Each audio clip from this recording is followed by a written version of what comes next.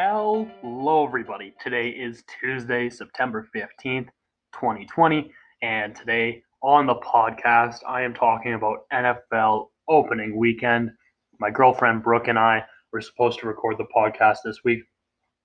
Schedule didn't really work out. We were really busy over the weekend, and we just decided that it would be better to record sometime later this week and have the episode drop next week.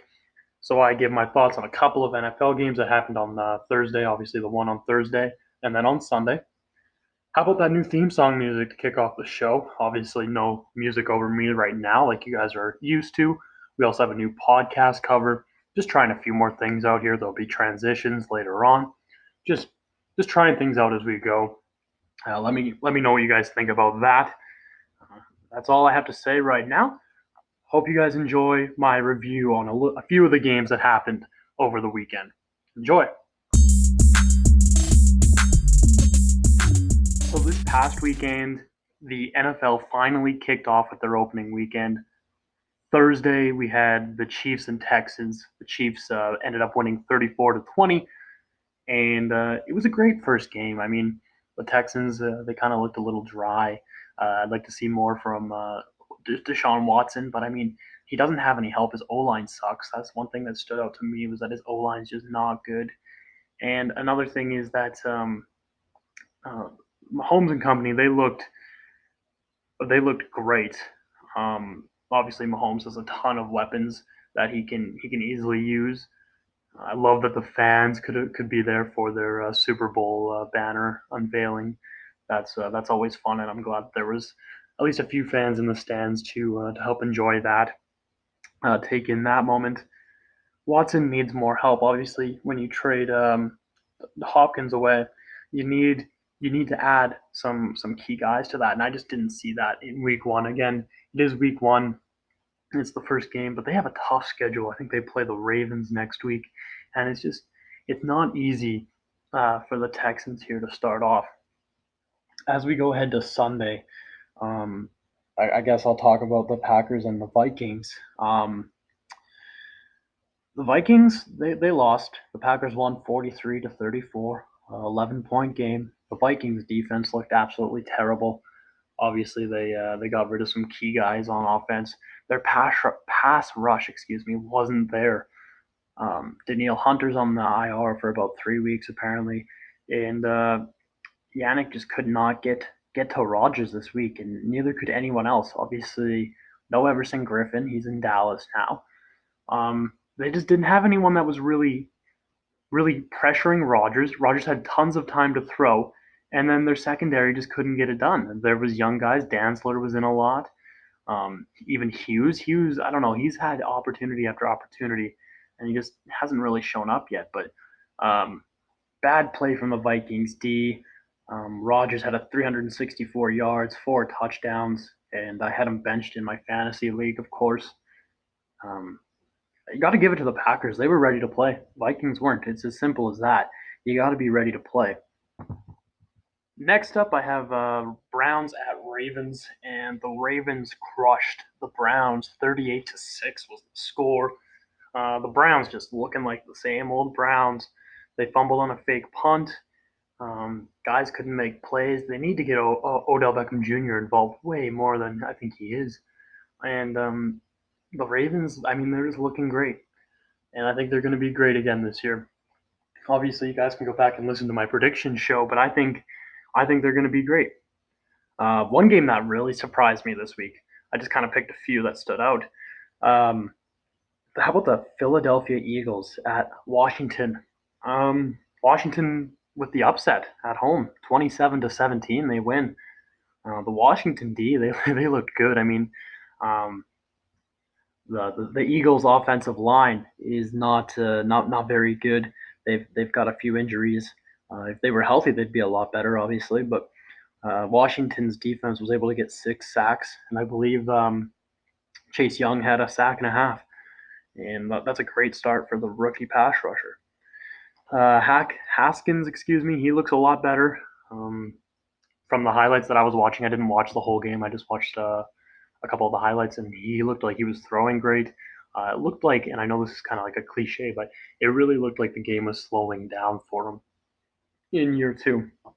Wentz kind of noted this already. He had no protection. He didn't have any time to throw. There was someone in his face, and he, even though he didn't have any time to like on the on the throws that he had time to throw, he made a few bad decisions. Um, I have Ertz, I have him starting in some of my fantasy leagues, and it was just kind of disappointing, lackluster from those two. Next, I have the Chargers and the Cincinnati Bengals. Man, I was watching this game on my laptop while Bucks Saints was on the TV, and I feel bad for Joe Burrow, the rookie out of LSU. He should have had his first win if it weren't for that field goal miss from the Bengals kicker. Honestly, not much to note in this game. Both teams looked pretty bad. I was watching it because it is Burrow's first game, and then obviously um, Burrow had a really great final drive. I don't know if you guys are football fans or just listening to this to support me, but go back and watch Joe Burrow's final drive against the Chargers there. I believe it was like the last 2 minutes. There was about 5 minutes left. He threw an interception, but he responded in that last drive. I think we really got a sense of who Joe Burrow's going to be this season in that drive, and he should have had his first win, if not a tie, at least. Next game that I have here is Bucks at Saints. This is obviously a little bit disappointing game. The Saints won 34-23, and I was disappointed. I'm sure a lot of people were disappointed when the schedule came out. Obviously, with Tom Brady, Gronk, all those new guys in Tampa Bay, it was going to be an exciting game because they were going to play Breeze, Kamara, Michael Thomas on the Saints.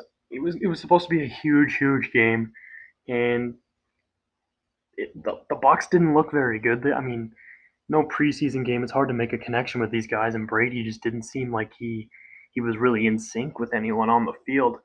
And I'm sure Tampa Bay is still going to be good. I have a note here. Tampa Bay will still be good. It's week one. A lot of people are overreacting to week one. The Vikings will still be good, I think. The Browns still have a chance to be good. The Eagles are not going to lose to bad teams every week. I mean, they'll adjust, and the Bucks are going to be just fine. Then, of course, Sunday Night Football. This was one of the best games I think I watched all day. I had a lot of fun watching it. New stadium for the Rams, SoFi Field. I love the Rams' their new uniforms. I think they look pretty sexy. And the Rams pulled out a win, 20-17. The Rams were looking like 2018 Rams, really. 2018, 2017 Rams. More 2018, I guess. But they were good on offense at the start of this game and really just driving down the field. They were connecting on every play, and it was almost like Cowboys didn't have any real answer to start the game off. The Cowboys later on they decided to go for it on fourth. I think it was 3 or 4th and 2. They didn't kick the field goal that would have tied it. I'm sure they're regretting that now, but overall, it was a great day for football. I'm recording this just before Steelers and Giants are about to kick off, and then we have Titans, Broncos later on, and then we get to do it all again next weekend. Uh, that's about it. That's just wanted to say a few things about a couple of games that stood out to me, and let you know my thoughts on it.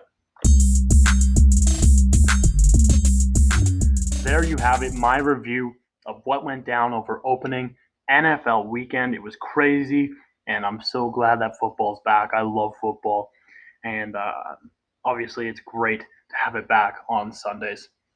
Thank you guys, as always, for listening. If you enjoy the show, be sure to head over to anchor.fm/HaydenR. That's anchor.fm/HaydenR. And there you can find links to all of your favorite podcasting apps, including Apple Podcasts, Google Podcasts, Spotify, wherever else you listen to podcasts.